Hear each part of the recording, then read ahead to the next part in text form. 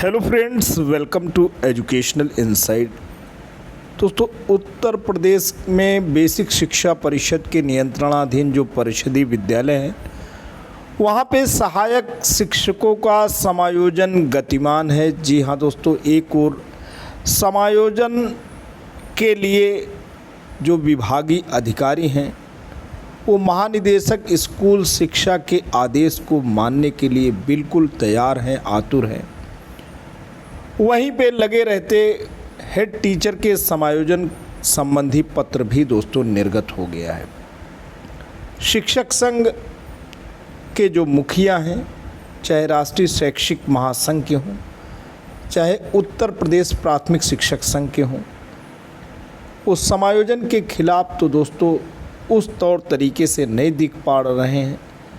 जो शिक्षकों की अपनी पीड़ा है, जो उनकी अपनी वेदना है, जो उनके अपने तर्क हैं, लेकिन उनका पुरजोर प्रयास यही है कि प्रधानाध्यापकों के समायोजन को रोका जाए। उनके अपने तर्क भी हैं, क्योंकि पिछली जितनी भी सरकारें हैं उन्होंने उनके तर्क को माना था, उनकी बातें मानी थी, क्योंकि कहीं ना कहीं शिक्षकों की पदोन्नति लंबे समय से लंबित है।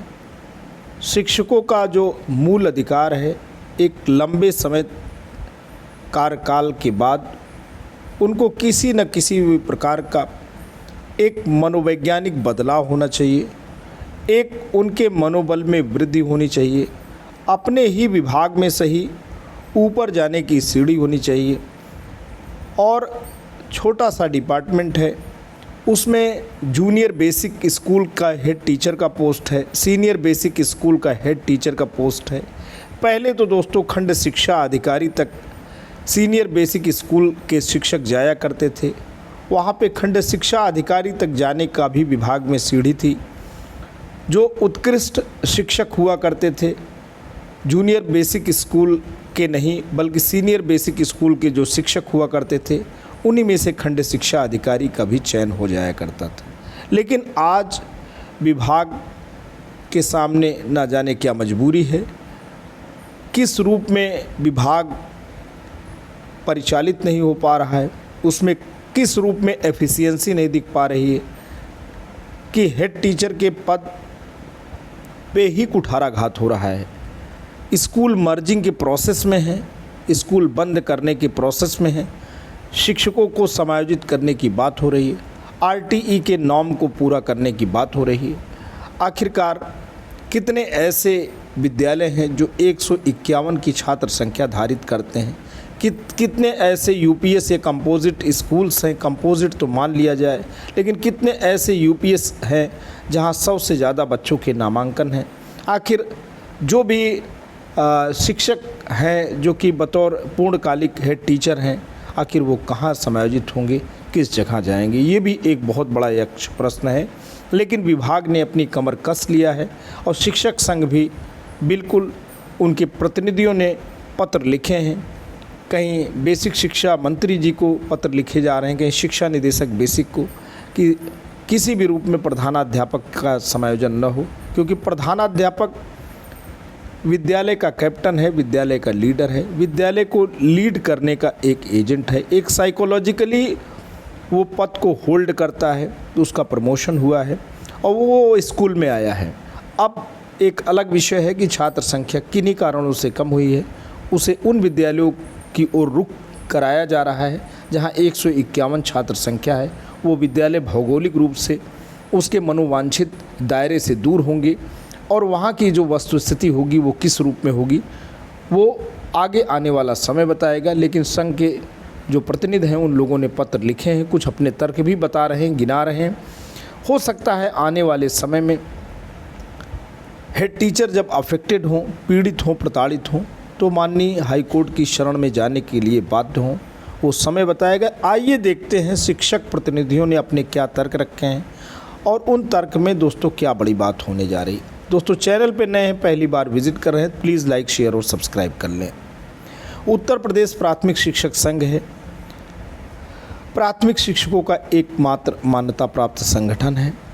मुख्य कार्यालय 87/9 शिक्षक भवन रिसालदार पार्क लाल कुआं लखनऊ 226018। इसका पूरा का पूरा पता है। डॉक्टर दिनेश चंद शर्मा जी अध्यक्ष हैं, राधे रमण त्रिपाठी जी वरिष्ठ उपाध्यक्ष हैं, शिवशंकर पांडे जी कोषाध्यक्ष हैं, देवेंद्र श्रीवास्तव जी संयुक्त महामंत्री हैं और संजय सिंह जी महामंत्री हैं। समायोजन विषयक पत्र निर्गत हुआ है। सेवा में माननीय राज्य मंत्री जी स्वतंत्र प्रभार बेसिक शिक्षा उत्तर प्रदेश सरकार लखनऊ को प्रेषित है। विषय है उत्तर प्रदेश बेसिक शिक्षा परिषदीय विद्यालयों में कार्यरत शिक्षकों के समायोजन के संबंध में। आदरणीय महोदय, उपरोक्त विषयक सादर अवगत कराना है कि उत्तर प्रदेश बेसिक शिक्षा परिषद विद्यालय में कार्यरत शिक्षकों के समायोजन की प्रक्रिया गतिमान है। समायोजन की प्रक्रिया में शिक्षकों से प्राप्त आपत्तियों के संबंध में बिंदुवार विवरण निम्नवत है। पहली जो आपत्ति दर्ज हुई है वो ये है कि सरप्लस हेड टीचर का चिन्हांकन। समायोजन की प्रक्रिया में ऐसे प्राथमिक विद्यालय जहां छात्र संख्या 151 से कम है में कार्यरत प्रधानाध्यापक को सरप्लस के रूप में चिन्हांकित करते हुए समायोजित करने की प्रक्रिया गतिमान है। शिक्षा का अधिकार अधिनियम 2009 जो कि उत्तर प्रदेश सरकार द्वारा वर्ष 2011 से लागू किया गया है में प्राथमिक विद्यालय में 150 छात्र संख्या तथा उच्च प्राथमिक विद्यालय में 100 छात्र संख्या होने पर ही हेड टीचर की तैनाती का नियम बनाया गया, जो कि पूर्णतया शिक्षा एवं शिक्षक हित में नहीं है, क्योंकि नियम किसी भी संस्था के संचालन हेतु उसके प्रधान का होना आवश्यक है। इस नियम पर संघ ने आरंभ में आपत्ति दर्ज कराई है, जिस पर समय समय पर सरकारों द्वारा सहमति भी प्रदान की गई है।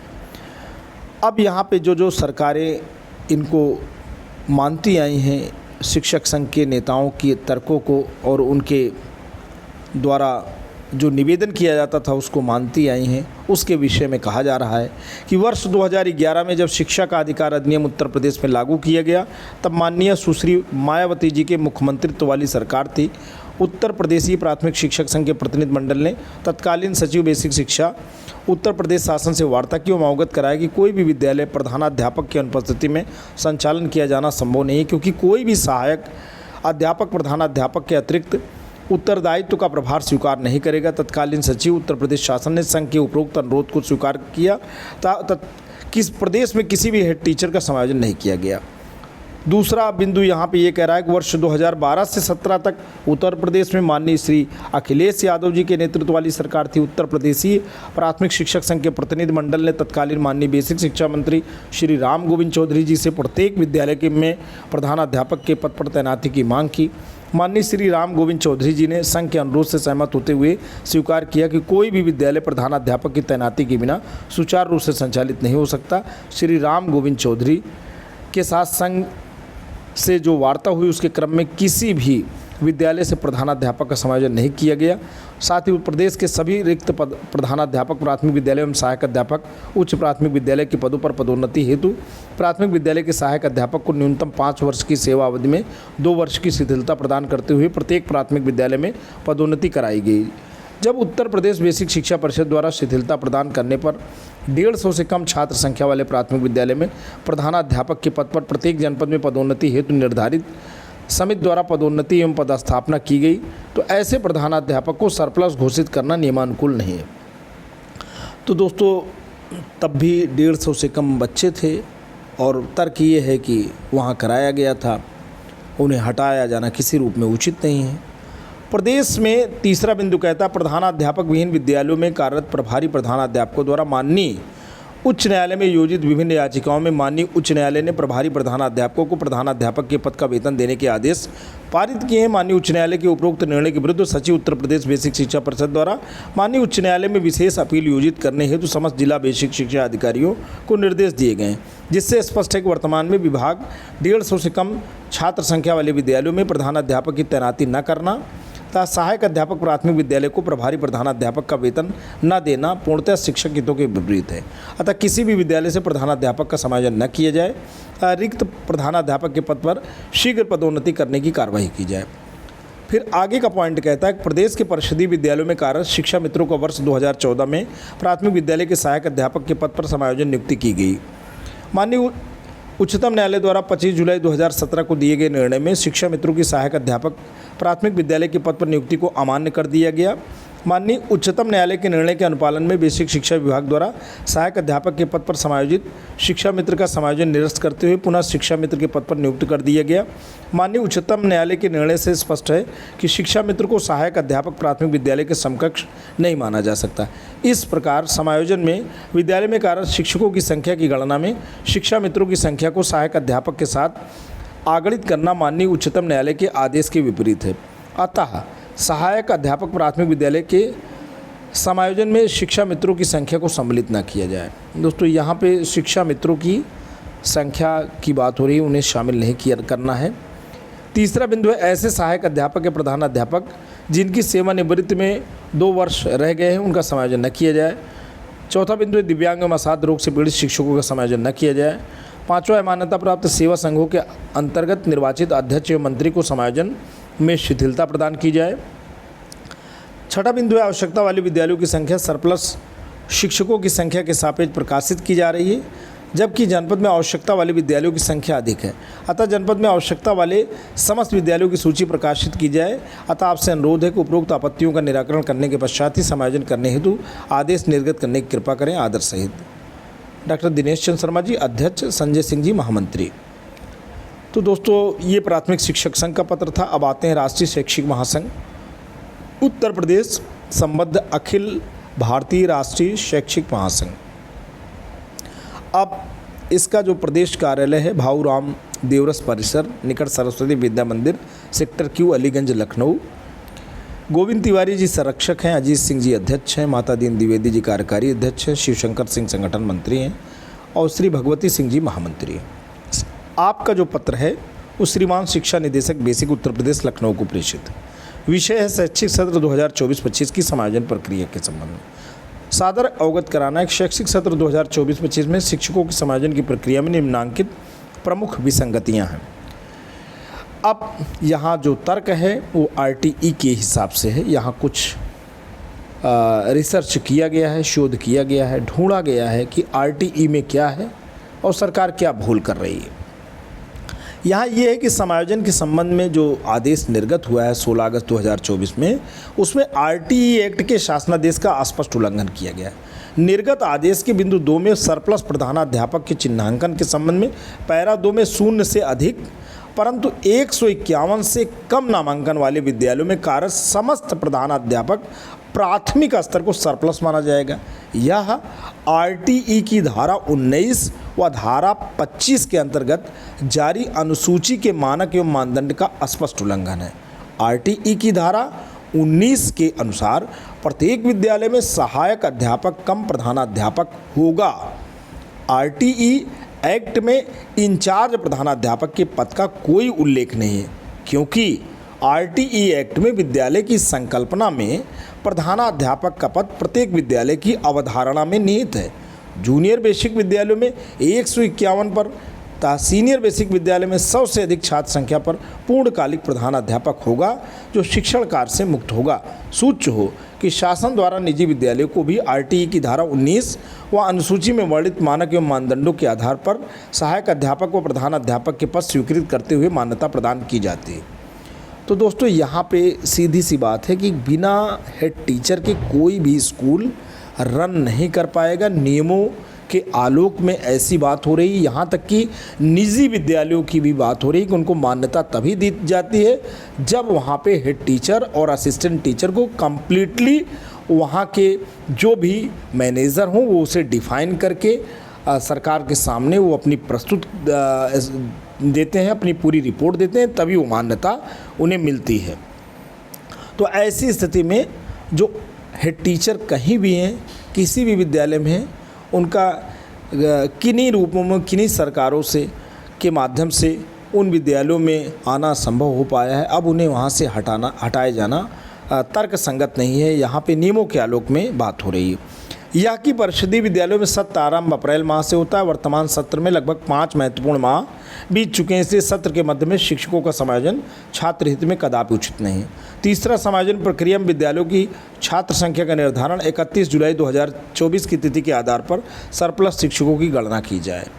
यही एक पॉइंट है दोस्तों जो सहायक अध्यापकों के विषय में है कि 31 जुलाई लिया जाए।